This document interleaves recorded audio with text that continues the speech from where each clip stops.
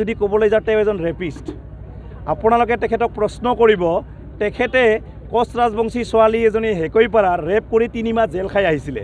তাৰ পিছত বড়ো ছোৱালী প্ৰায় 4-5জন মানৰ জীৱন তেখেতে ধ্বংস কৰিছে, মুছলিম ছোৱালী এজনৰ জীৱন ধ্বংস কৰিছে। তেনেকুৱা এজন ৰেপিষ্টৰ কথা ৰাইজে কেতিয়া নুশুনে। চাওক, এটা কথা, আমি যেতিয়া ইলেকশ্যন খেলিব লগা হয় তেতিয়া আমি এফিডেভিট দিব লগা হয় যে আমাৰ নামত কিবা গোচৰ আছে নেকি, কেছ আছে নেকি, হয় না নাই।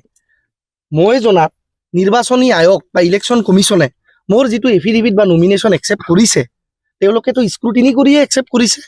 মোৰ এফিডেভিটখনততো কোনো তেনেকুৱা বেয়া অভিযোগ থকা, গোচৰ থকা, কেছ থকা বুলি তথ্য নাই। চ' ৰূপম ৰায়ে যিটো বিনাশকালে বিপৰীত বুদ্ধি, মানুহৰ যেতিয়া পতন হয়, পিপিলিকাৰ পাখি গাজে মৰিবাৰ কালে উই পকাই যেতিয়া মৰিব লগা থাকে নহয়, সি বিৰাট ধৰপৰ কৰি উৰি ফুৰে। চ' গতিকে কোনো তথ্য পাতিত যিহেতুৱে তেওঁ গোচৰ দেখা নাই, তেওঁ মুখেৰে কিবা কিবি অভিযোগ মোৰ বিৰুদ্ধে দিছে। ৰূপম ৰায় কোনো ফেক্টৰ নহয়। মই চবতকে বেছি দুখ পাইছো, মোক গালি পাৰক না, ৰূপম ৰায় ক'ব লগা নাই। মই এজন সৰু ল'ৰা, আপোনালোকে দেখিছে কষ্ট কৰি 2020 চনত NDFBক মূল সুঁতিত মই উভতাই আনিছো। মধ্যস্থতাকাৰী হিচাপে এই অঞ্চলখনৰ কাৰণে বেয়াই হওক ভালেই হওক কিবা এটা সৰু হ'লেও অৱদান আগবঢ়াইছো। BTC খনত মই অতপ্ৰতভাৱে ঘনিষ্ঠভাৱে জড়িত হৈ থাকিছো। ৰাতি দিনে নিশাই মোক ফোন কৰিলে মানুহে লগ পায়, ভাল সময় বেয়া সময় সকলো সময়ত।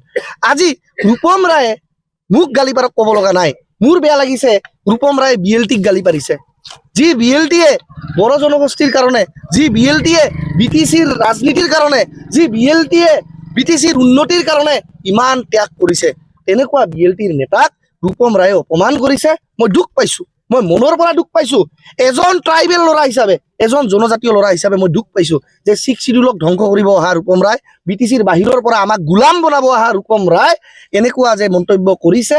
আজি ৰাজীৱ ব্ৰহ্মক কৰিছে, কালি হাগ্ৰামা মহিলাৰীক কৰিব, কালি প্ৰমোদ বৰক কৰিব, কালি উৰ্খাও গুৰা ব্ৰহ্মক কৰিব, কালি কোনোবা বসুমতাৰী, কোনোবা ব্ৰহ্ম, কোনোবা নাৰ্জাৰী, কোনোবা মুছাহাৰীক এই ৰূপম চন্দ্ৰ ৰায়ে যে আঙুলি টোৱাই ডেমকেয়াৰ হু আৰ ইউ বুলি নক'ব, এইটোৱেই মোৰ আজি চিন্তনীয় বিষয়।